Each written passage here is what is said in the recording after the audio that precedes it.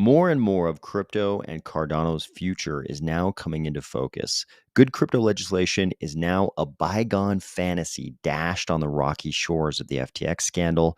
The regulators are like foxes who have always had a spare key to the henhouse. It's no longer a question of if they will kill some DeFi chickens, just one of how hungry they'll be this year.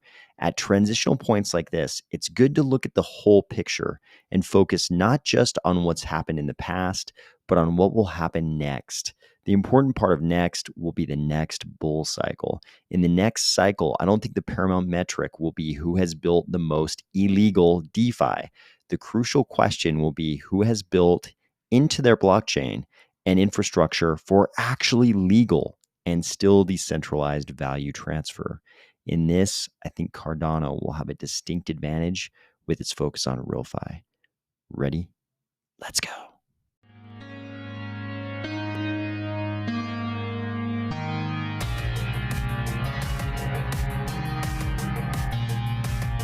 Today, we are going to discuss the Web3 talk Charles gave to Google and some things he said about the future, the SEC issuing a veritable declaration of war on governance tokens, the Cardano network anomaly last night, Cardano in a list of most loved cryptocurrencies, and ChatGPT already passing a core course at Wharton.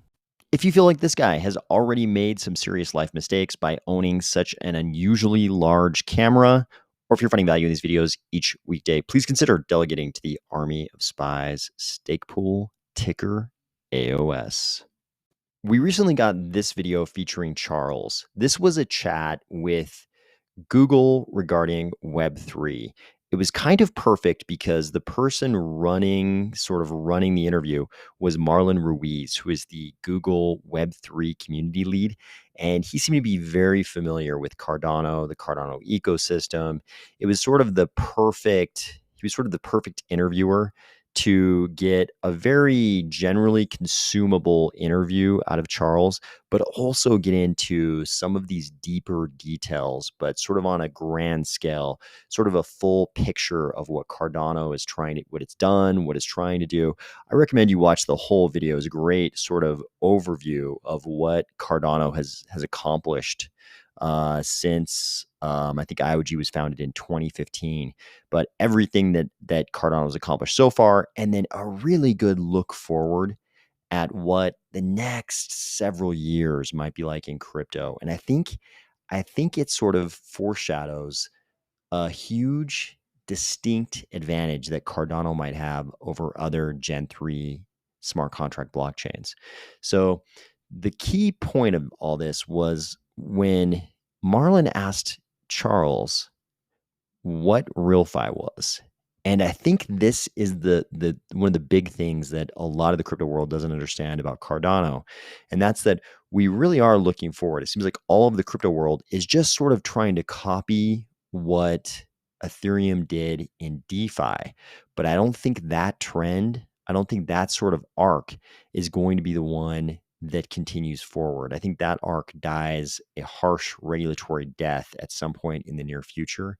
And I think Cardano is getting ready for the next arc in crypto, which Charles described at this point in the video. He said, the big challenge of the next decade in crypto will be going from unregulated, completely anonymous DeFi to some kind of compliant, but still decentralized protocols. And I'm paraphrasing. He said, if we just leave it to the policymakers, they'll just re-centralize everything, and Uniswap could end up looking like a bank or Coinbase. Whoever solves automated regulation will be as big or bigger than Ethereum. I think this is right. I think 2023 may be the year when we see the key federal regulators in the US going after a bunch of different protocols. They've kind of just been laying out the blueprint to go after different types of protocols between certain cases with the SEC and the CFTC. They kind of have a roadmap now to go after DAOs. So I don't think it's going to even matter if a protocol is being run by a DAO. If there's a human that they can serve, I think they're not going to have any problem whatsoever. They're not going to have any qualms about going after a DAO. So I think there is a regulatory death waiting for a lot of DeFi. And I mean, if you think about it, what have we got in DeFi? I mean, we've got dexes, AMM dexes with liquidity pools, which is enabling virtually every single project, even NFT PFP projects, are financializing their project through offering some kind of fungible token. And then the holders, even of NFTs, can take those fungible assets, become liquidity providers, earn some kind of an interest. We'll talk about that in just a second in a case where the SEC actually cited that as one of the reasons they were declaring a DAO governance token to be a security. But I think given all this financialization of every single type of project in crypto, I think the entire crypto world is sort of thinking that this form of DeFi can continue going forward. But it's actually really hard to make a case that it's not really easy for the SEC or the CFTC. In a second, we're going to look at a case where all of the SEC and the CFTC are going after a person involved in a project like this, and the DOJ is going after them for criminal charges. But I think even just on the civil front, if we just think about the regulatory front, where the SEC and the CFTC can go after these projects, it seems like they could go after every single project, virtually every single project that has a fungible token. If it has a fungible token and there are liquidity pools on AMMs and the users are kind of getting their hands on that token, knowing that they can become liquidity providers, it's going to be a pretty easy case for the SEC to pick off those projects. And of course, they've got these human, you know, staff constraints. They can only go after so many cases in any given year, but they're going to go after some really high profile ones. We're going to see them take down some really high profile projects.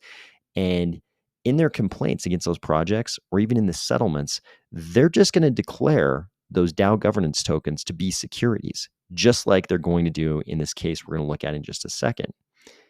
This is going to leave crypto in this transition where we have to move away from that type of financialization of projects and over to something that looks a lot like RealFi. Why RealFi? Because RealFi is going to include decentralized identity and a lot of the compliance use cases. If you want to have regulatorily compliant value transfer, in a lot of cases, identity is probably going to have to be involved at some point in the future. We have things like the OFAC list. If it's going to be regulatory compliant, the regulators are going to want to know that you're not sending crypto assets to anybody on the OFAC list. They don't want you being an intermediary for Lazarus Group out of North Korea. They don't want that. And the only way they can know is if they know who's involved in the transaction, or at least if the protocol is keeping track of who's involved in the transaction. I mean, it's a pretty well-established industry, the whole anti-money laundering thing. Pretty much every financial institution in the Western world has to do this thing. Every single financial platform has to keep track of who's using it to make sure it's not Lazarus Group. This is just a thing that exists in value transfer in the Western world these days. And in crypto, we don't love that. Of course, we want the permissionlessness. We want the anonymity. And I think that will always be a thing in crypto. But for these platforms to be able to do the kind of financialization they're doing, I don't think that the regulators are going to allow them to continue doing this completely anonymous, unregulated, non-compliant DeFi. Because what we see is that in these cases is that the SEC just comes along and they say they apply exactly the same rules. They don't care about decentralization. It's not even a factor to them. They just look and they say, "Are you running something that looks like a little miniature tiny stock exchange? Yeah, that's illegal. Are you selling something that actually look like stocks?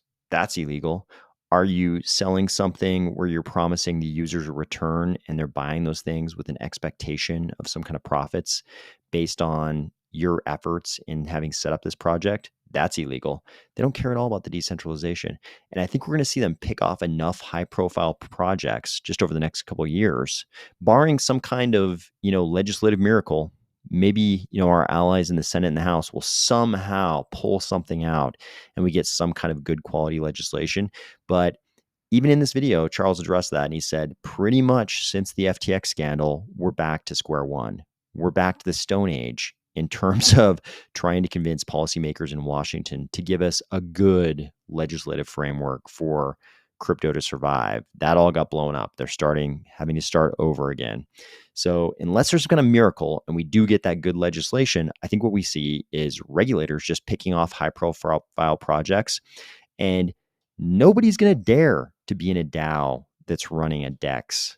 Nobody's going to dare to be in a DAO that's running crypto loans. All of these things, it's pretty established law.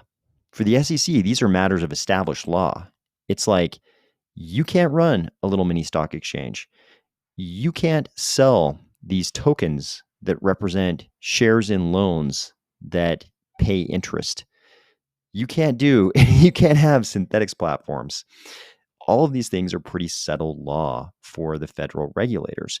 The thing that crypto is adding, the decentralization piece, they don't even think it's a factor. They just think it's illegal. And I think by the time we get to that next bull cycle, we're going to see the only way for those types of value, probably not even those types exactly of value transfer to go forward, but the kinds of utility we want to get out of blockchain ecosystems, the only way for that to go forward is if it happens via something that looks a lot like RealFi that adds identity. And we'll still be able to do the permissionless thing. We'll still be able to send ADA back and forth to each other on the blockchain. I don't think anybody is planning on, making the large cap blockchains not permissionless. At least at this point, nobody's planning on that. But I think for these protocols to exist and do some of the financialization stuff they're doing, or a lot of the other really high utility stuff we like to do on the blockchain, I think it's going to have to look a lot more like RealFi. And Cardano's already got a lead there. What was very interesting in this chat was the exact language that Charles used when he described this. He talked about automated law and automated regulation being built into the protocol. This is a really interesting way to think about this, because I think when we all imagine a best case scenario here, when we imagine the best version of this, we're not imagining Uniswap having an AML department that looks exactly like the one at Chase Bank. That's not what we're imagining. The good version of this is that these protocols that end up having to do things like that to be compliant, they end up doing that on an automated basis, maybe with zero knowledge cryptography. Maybe the protocol doesn't need to store this database with all your KYC information. Maybe on a zero knowledge basis, you just need to be able to prove that you're not Lazarus Group. You just need to be able to prove that you actually are in this jurisdiction and not this other jurisdiction. Maybe it's something that looks more like that. Maybe it's still very permissionless, but there's a few rules, like you can't be Lazarus Group.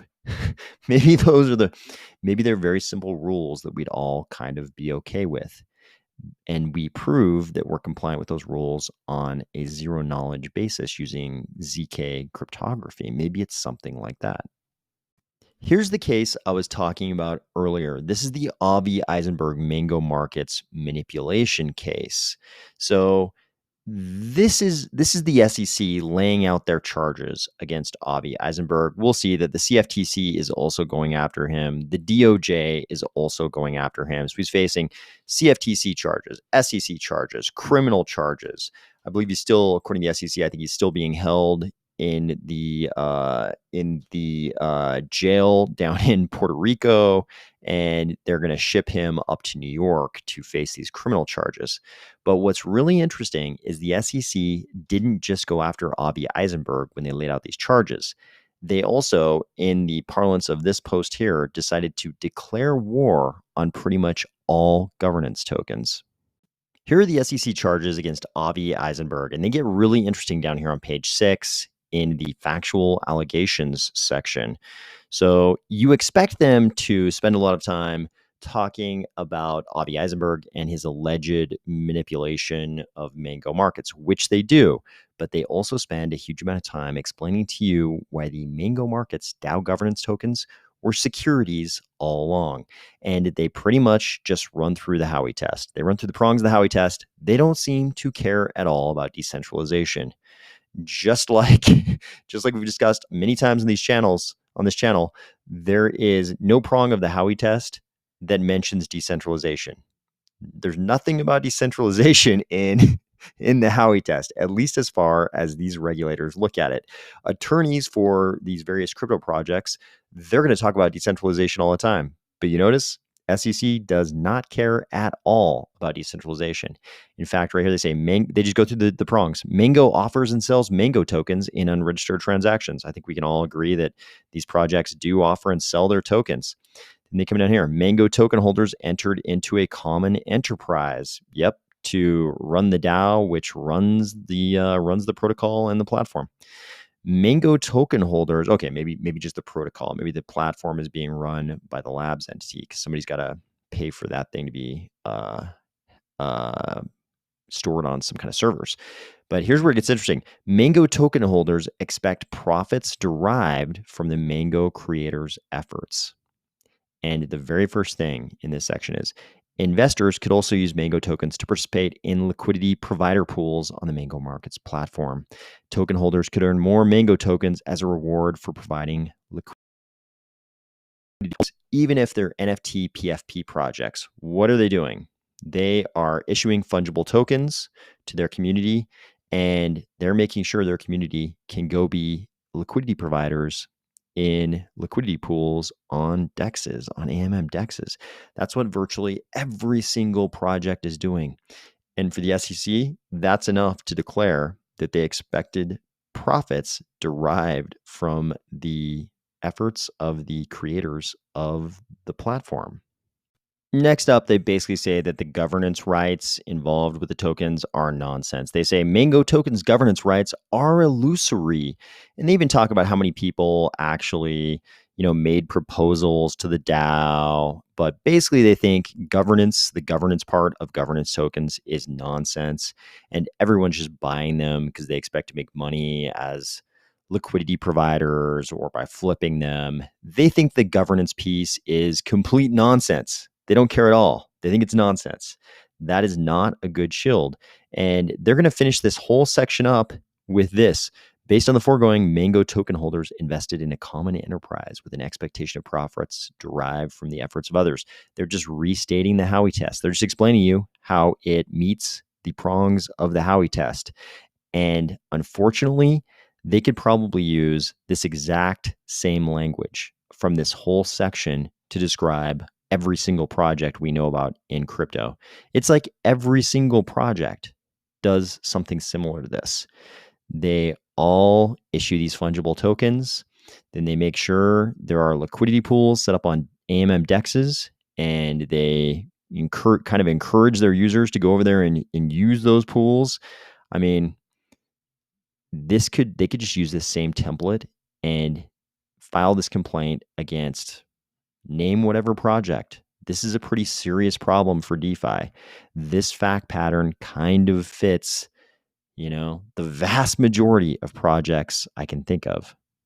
We had a network anomaly last night at 9 UTC. That's last night for me as I record. So 2 nights ago, as you listen to this probably, which caused, and this sounds dramatic, but it really wasn't that dramatic, which caused approximately 50% of Cardano nodes to disconnect and restart. But don't worry, this post says the impact was low, akin to the delays that occur during normal operations and often seen at epic boundaries.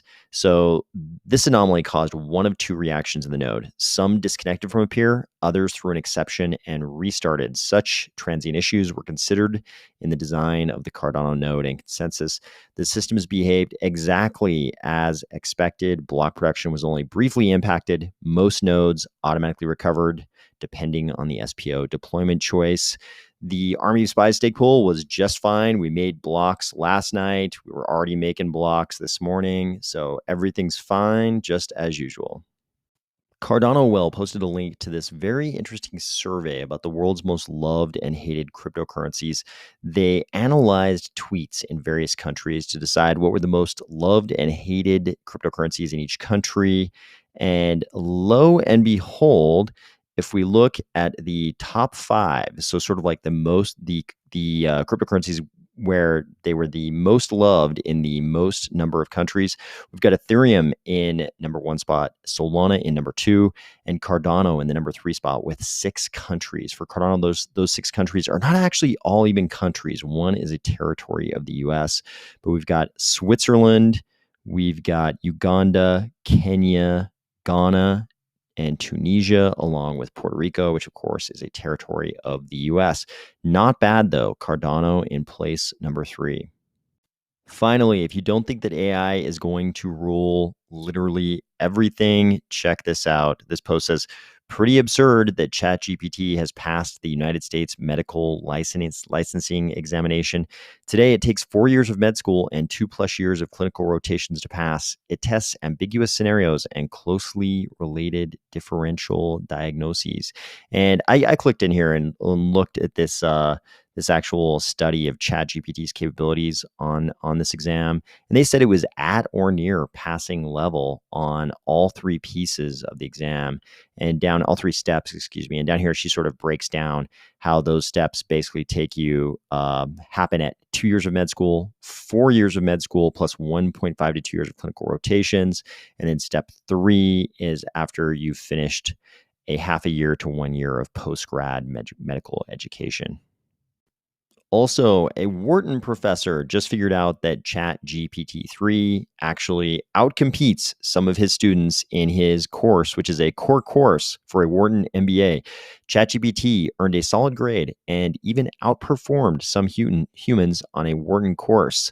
The professor says ChatGPT 3 would have received a B to B- grade on the exam. This has important implications for business school education. Another professor at the University of Michigan said, I'm one of the alarmists. Our whole enterprise in education is being challenged by this, and it's only going to get more challenging. Time for a top to bottom rethink. The dean of Imperial College Business School in London said, we are having serious discussions, and a working group is analyzing the implications of ChatGPT and other similar tools that we know our resourceful and inventive students are using.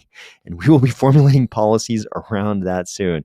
I am not so sure if you can come up with any policies that will prevent the rise of AI when it comes to pretty much anything an MBA might be trying to do.